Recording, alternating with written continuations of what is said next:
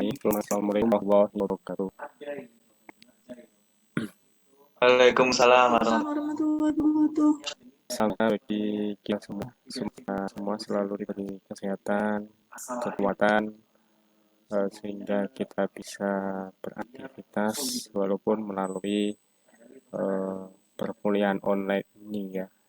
Saya harap pada pertemuan siang hari ini saya mohon kepada saudara semua untuk bisa mengikuti, menyimak dengan baik. Nanti kalau memang nanti ada yang perlu ditanyakan, nanti bisa kita diskusikan bersama.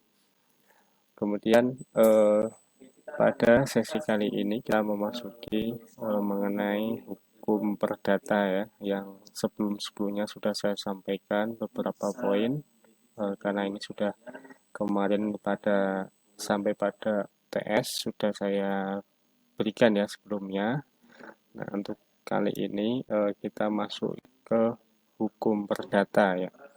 Jadi saya mohon kepada saudara semua bisa mengikuti, dan yang belum bergabung mohon bisa diberitahu teman-temannya, karena di sini sudah tergabung sekitar 20 mahasiswa ya, dari keseluruhan mahasiswa yang ada di data yang saya miliki. Saya mohon segera diberitahu yang lain. Ya, untuk ini yang sudah hadir pada siang hari ini ada 20 ya, masih 20. Saya akan tunggu nanti di akhir, di penghujung nanti sampai berapa mahasiswa yang tergabung melalui Zoom ini. Saya mohon Komting bisa memberitahukan ya, supaya nanti biar tidak ketinggalan ya apa yang nanti saya sampaikan. Ya. Nah, memang kemarin sudah kita bagi kelompok, sementara kita akan sampaikan materinya terlebih dahulu ya, supaya nanti tidak terlalu tegang ya, tidak terlalu sepaneng. Jadi biar dari kelompok yang lain yang belum maju tetap nanti akan kita jadwalkan di pertemuan yang selanjutnya ya. Di satu sisi juga saya akan persiapkan materi-materi nanti untuk dijadikan sebagai referensi untuk belajar saudara semua. Nah, kita memasuki pembahasan mengenai hukum perdata. Sebelum kita lanjutkan tentunya kita harus mempelajari terlebih dahulu sejarah hukum perdata ya. Nah, apa yang saya sampaikan di tayangan ini memang belum semuanya. Saya nanti coba minta saudara nanti dari beberapa apa yang saya sampaikan, saudara nanti bisa sampaikan melalui forum komentar yang sudah saya sediakan di forum Google Classroom ya. Nanti kita gunakan di situ untuk diskusi juga. Dan ini saya menyampaikan melalui Zoom ini biar nanti agar lebih jelas juga ya. Nah, secara hukum perdata ini, hukum perdata yang berlaku di Indonesia adalah berasal dari Eropa. Nah, sejak kedatangan orang Belanda di Indonesia, ya, hukum yang digunakan mereka diusahakan sama dengan hukum yang ada di negeri asalnya ya, kita ketahui bersama.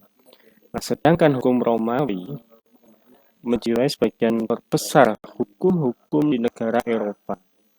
Hukum Romawi berhimpun dengan baik dalam Corpus Juris Civilis pada abad ke-6 Masehi sebagai hasil karya besar dari seorang raja yang bernama Justianus yang memerintah 524 sampai 565 Masehi.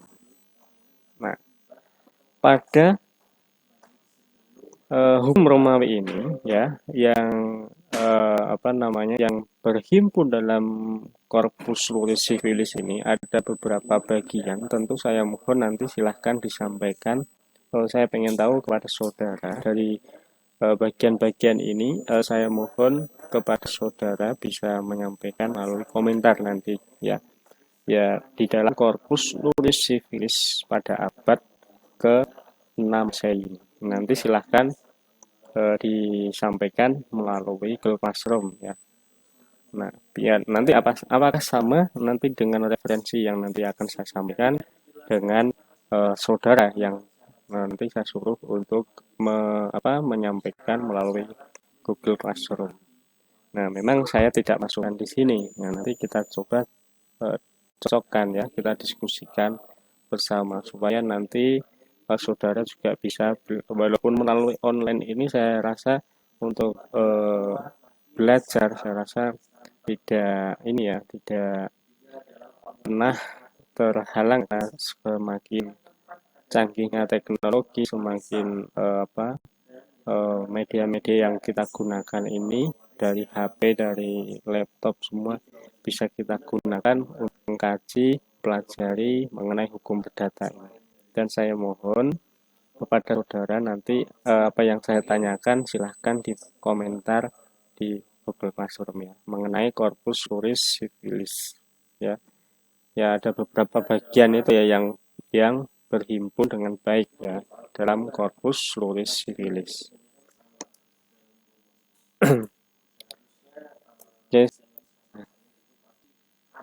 Nah, definisi hukum perdata.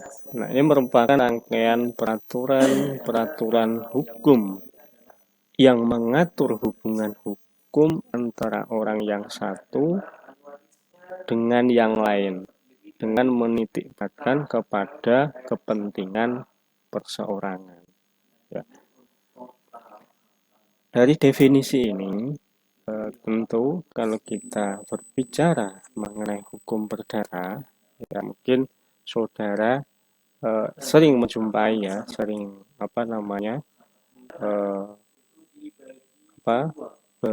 mengetahui di sekeliling kalian, di sekeliling saudara semua pasti saya rasa ini mengenai keperdataan ini mungkin yang mungkin saudara tidak ketahui dan apa yang nanti setelah menerima materi ini bisa menjadikan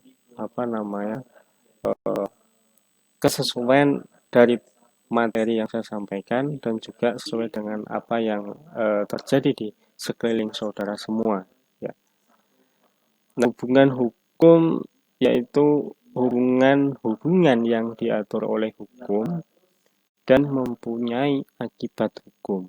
Ini misalnya contoh jual beli ya. Ini KUH Perdata ya, KUH Perdata atau BW ya. Mungkin sudah ada istilah, ada yang mungkin sudah tahu istilah BW dan sebagainya. Sudah tahu ya. Memang ini saya masukkan singkat ya. Sudah tahu ya. Halo? Pak. Oke. Dan dari Penerbit Swedbook atau kan ya Pak? Ya, ya betul Mas siapa ini nih? Ya. Nasi ya sampai tulis. Oh ini ketiknya klang ini webbook. Meliputi yang pertama, buku pertama ini perihal orang, itu memuat hukum tentang diri seseorang. Mungkin ya di sini ya saudara semua sudah mempunyai buku hukum perdata belum ini? Kalau perdata sudah punya ya? Nanti coba saudara cocokkan semua. Apakah di buku yang pertama membahas mengenai masalah orang, kemudian yang buku kedua mengenai perihal benda, yaitu memuat hukum perbendaan serta hukum waris, ya. Kemudian di buku yang ketiga ya, ini bukan dua ya, ketiga, perihal perikatan, yaitu memuat hukum kekayaan. Di buku yang keempat, perihal pembuktian dan lewat waktu terhadap hubungan hukum. yaitu memuat perihal alat-alat, pembuktian, dan akibat-akibat lewat waktu terhadap. Nanti kalau sudah lulus dari sini, ya tentunya misalnya kalau sudah lulus, sudah mengikuti profesi misalnya profesi sebagai pengacara, nanti ketika ada persoalan mengenai masalah permasalahan perdata, nanti ini bagian-bagian ini nanti saudara harus pelajari benar-benar ya. Ketika nanti apa yang di kasus nanti yang saudara tangani besok ketika jadi pengacara, ini tentunya mengenai buku yang 1 sampai ke 4 ini nanti wajib saudara pahami lebih detail lagi ya. Nah, ilmu hukum perdata, kita mau berbicara mengenai masalah hukum tentang diri seorang, ya kan? Apa itu hukum tentang diri seseorang, kemudian hukum keluarga, kemudian hukum kekayaan, hukum waris. Nah, ini saudara harus bisa lebih memahami apa yang dimaksud dengan hukum tentang diri seseorang, keluarga, kekayaan, dan waris. Nah, tentunya hukum tentang diri seseorang ini ya memuat tentang peraturan-peraturan manusia sebagai subjek hukum. Ya. Kecakapannya memilih hak serta hal yang mempengaruhi kecakapan. Kira-kira kalau misalnya kalau kita berbicara mengenai diri seseorang, ya, misalnya ketika saudara biasanya kan melakukan perjanjian dan sebagainya ya, misalnya mau melakukan perjanjian. Nah, di sini kita melihat dari tentang diri seseorang itu kalau kita perhatikan sesuai dengan peraturannya ya. Nah, kira-kira untuk mengenai masalah kecakapan ya, yang tentunya dalam melakukan perjanjian. Nah, misalnya kalau anak misalnya 5 tahun, apakah itu sudah dibilang cakap untuk melakukan perjanjian? Nah, ini nanti yang saudara nanti bisa lebih memahami lebih luas lagi ya. Tadi yang beberapa bagian nanti saudara bisa lebih dikaji lebih mendalam lagi ya. Ya, ini salah satu contoh misalnya mengenai masalah diri seseorang. Nah, nanti saudara coba misalnya perhatikan sesuai dengan isi yang ada di dalam KUH Perdata. Kemudian hukum keluarga ini mengatur hubungan perihal hukum yang timbul dari hubungan kekeluargaan, perkawinan, kekayaan antara suami istri, hubungan anak dan orang tua. Ya, nanti saudara juga bisa mempelajari mengenai di permasalahan yang mengenai hukum keluarga ya. Nah, nanti kalau ingin ini kan saya hanya menyampaikan poin-poin yang nanti saudara bisa lebih kembangkan nanti karena ada secara khusus nanti akan membahas mengenai masalah hukum perdata ya untuk di perkuliahan. Dan saya harap saudara nanti bisa dipersiapkan dari sekarang, jadi termasuk KUH Perdata juga saudara harus miliki ya, jadi untuk dijadikan sebagai literatur untuk bahan belajar selama perkuliahan berlangsung, dan juga nanti besok mengenai mata kuliah hukum perdata pun juga nanti akan selalu dipelajari. Bahkan nanti kalian lulus jangan juga bisa organisasi pengusaha pun itu juga akan bisa bermanfaat bagi saudara semua. Nah, hukum kekayaan ini mengatur hubungannya yang dapat dinilai dengan uang. Nah, kekayaan adalah jumlah sebagai hak-hak dan kewajiban orang itu diukur dengan uang. Ya. Hukum waris, nah mengatur hal ihwal tentang benda atau kekayaan seseorang atau mengatur akibat-akibat hubungan waris ini harus diruntut ya biasanya eh, diurutkan ya dari yang nanti yang berhak menerima warisan siapa saja, ada beberapa kategori yang akan menerima waris itu siapa saja, saudara nanti juga bisa lebih dalami ya untuk mengenai masalah ya. Saya hanya memberikan sedikit karena ini saya eh, nanti ada secara kekhususan membahas mengenai masalah waris sendiri ya, jadi nanti saudara juga bisa eh, tadi ya yang saya sampaikan dipersiapkan dari sekarang ya. Hukum perdata yang berlaku di Indonesia ini, yang pertama ini golongan Indonesia asli. Ya, itu golongan Indonesia asli yaitu hukum adat. Nah, mungkin kalau saudara perhatikan hukum adat yang masih kental ya, masih melekat yang eh, orang Indonesia menggunakan, ya mungkin biasanya kadang pada studi banding ke Bali ya itu kan ada daerah adat juga ya biasanya. Terus kemudian di daerah-daerah yang lain ya memang kalau kita berbicara mengenai hukum perdata yang berlaku di Indonesia ini yang pertama hukum adat. Kemudian yang kedua mengenai warga negara Indonesia bukan asli Cina yaitu WWK atau Wet Book of Handle atau KUH dagang. Nah, kecuali timur asing yaitu BW atau Vermogensrecht atau hukum kekayaan. Tidak keseluruhan hukum perseorangan, keluarga dan waris berlaku hukum dari negeri. Nah, di sini kita tentunya masalah hukum perdata, hukum benda, ya, asas hukum kewarisan dan juga asas hukum perdatan. Ya, nanti akan kita kupas satu persatu di sini ya mengenai hukum perdata yang nanti akan saya sampaikan.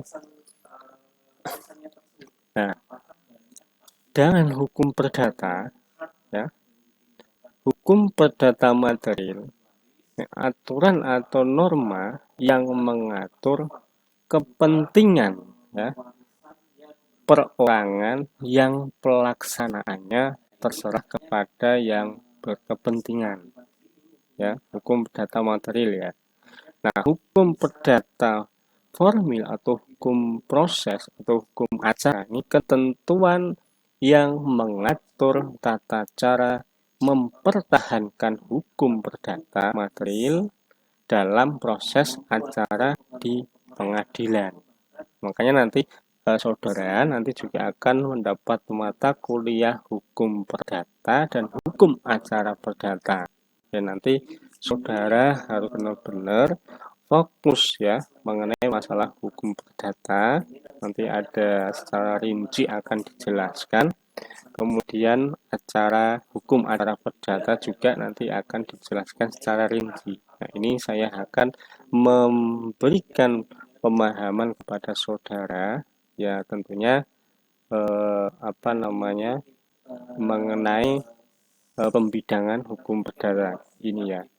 Nah, mungkin saudara bisa mungkin pernah magang di kantor hukum atau mungkin kasus-kasus yang berkaitan dengan kasus perdata. Nanti saudara bisa sesuaikan apa yang nanti sesuai dengan acara perdatanya. Nanti bagaimana saudara bisa menganalisa kasus yang mungkin saudara pernah jumpai.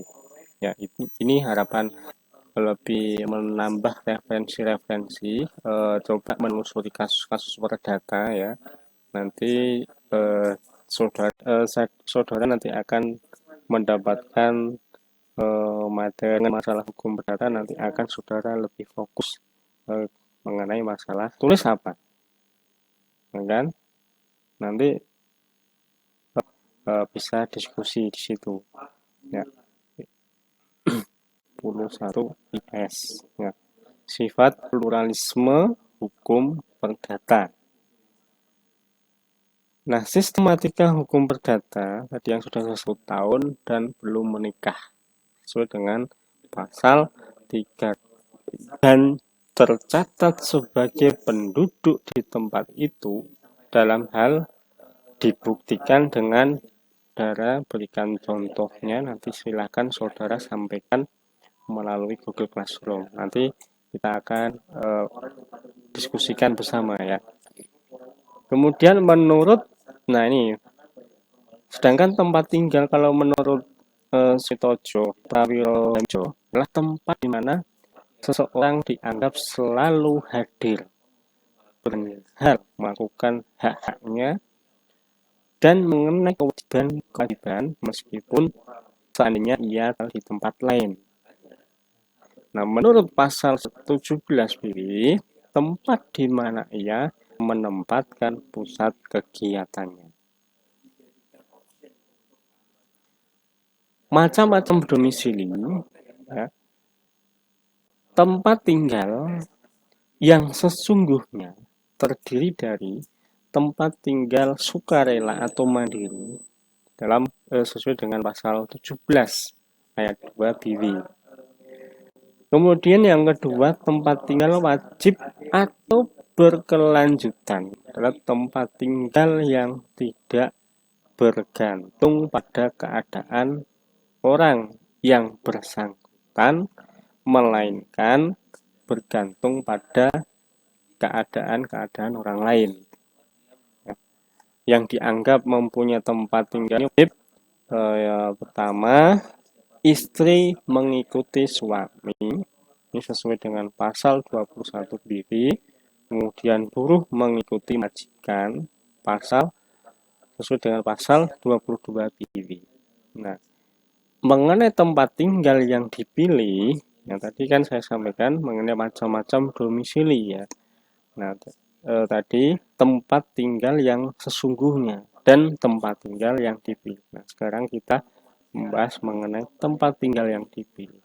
Nah, sesuai dengan pasal 20B, petugas jabatan umum mengikuti jabatannya. Di pasal 23 BB, rumah kematian, ya. Kemudian pasal 24 BB, domisili hukum.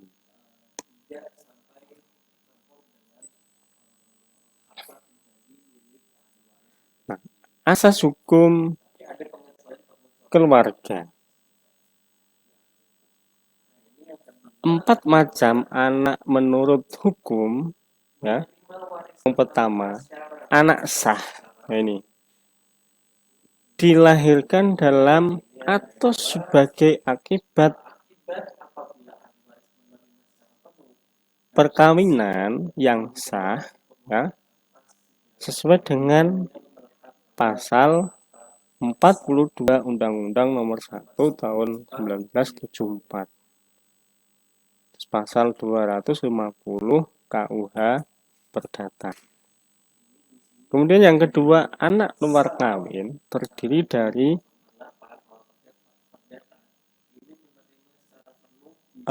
anak yang diakui, ALK yang diakui ya, dan ALK yang tidak diakui. Ya.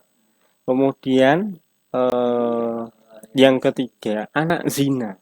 Nah, ini adalah yang dilahirkan dari hubungan kelamin di mana salah satu atau keduanya terikat dalam perkawinan yang sah, ya, dan tidak diakui hukum, ya, tidak mempunyai hak waris.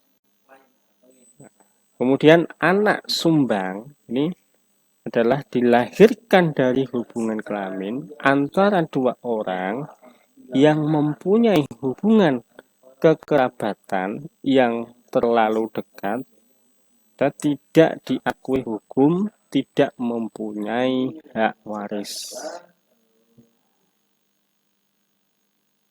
Nah, kekuasaan orang tua atau orderless marriage, ya, sesuai dengan pasal 45 sampai 49 Undang-Undang Nomor 1 Tahun 1974. Hanya ortu yang dapat menjalankan kekuasaan ortu. Nah, syarat kekuasaan ortu ini yang pertama belum 18 tahun. Yang kedua belum kawin. Nah, ini syarat kekuasaan sebagai orang tua. Nah, isi atau tugas kekuasaan ortu yang pertama ini mengurus kepentingan diri anak, mengurus harta kekayaan anak. Dan berakhirnya kekuasaan orang tua yang pertama pencabutan dalam hal lalai dan berkelakuan buruk. Kemudian pembebasan. Nah, mengenai perwalian atau folk deeds ya, sesuai dengan pasal 50 sampai 54 ya, syarat perwalian yang pertama ya mungkin ini juga sangat penting sekali yang perlu saudara ketahui ya, mengenai perwalian ya. Ya, syarat perwalian yang pertama belum 18 tahun ya, 2 belum kawin, kemudian 3 tidak berada dalam kekuasaan orang tua. Nah, macam perwalian ini bapak atau ibu yang hidup terlama, kemudian dengan wasiat, kemudian diangkat oleh hakim. Ya. Isi atau tugas perwalian ini misalnya mengurus kepentingan diri anak, mengurus harta kekayaan anak, kesan wali dicabut dalam hal lalai dan berkelakuan buruk ya, mengenai perwalian. Nah, hukum perkawinan di dalam Undang-Undang Nomor 1 Tahun 1974 tentang perkawinan, PP Nomor 9 Tahun 1975 tentang pelaksanaan Undang-Undang Nomor 1 Tahun 1974 tentang perkawinan ya, mengenai sumber hukum perkawinan nanti saudara bisa coba saudara nanti bisa apa yang nanti saya sampaikan, kalau memang nanti ada yang terbaru nanti coba saudara sampaikan supaya nanti kita bisa sesuaikan ya. Nah, ini saya yang apa yang ada di slide saya yang saya sampaikan kepada saudara semua. Kemudian di nomor 10 tahun 1983 tentang izin perkawinan dan perceraian bagi PNS, junto PP nomor 45 tahun 1990 tentang perubahan atas PP nomor 10 tahun 1983 tentang izin perkawinan dan perceraian bagi PNS. Ya. Ya mungkin sampai sini nanti saudara bisa bisa kita lanjut ke diskusi di Google Classroom mengenai perdata ya, nanti agar biar hemat di kuota juga ya. Ya nanti akan saya sampaikan di sesi berikutnya lanjutannya mengenai perdata melalui Zoom lagi ya. Ya, ini saya tutup untuk share-nya melalui Zoom. Nanti kan sudah dipersiapkan jawabannya, silakan di-share ya, yang sudah saya share link di Zoom ya, yang link Zoom yang sudah saya bagikan melalui Google Classroom ya. Ini coba saya lihat yang kehadiran terlebih dahulu yang ya. Oke, ini ada 31 mahasiswa yang tergabung pada siang hari ini ya. Nah, gabung yang mengikuti perkuliahan siang hari ini. Saya rasa sudah cukup melalui Zoom-nya dan saya akan lanjutkan melalui Google Classroom. Saya akhiri untuk melalui Google Classroom melalui Zoom ini. Saya akhiri cukup sekian.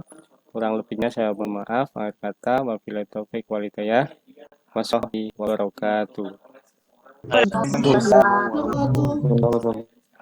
Makasih, Pak. Ya, mari kita lanjutkan di Google Classroom.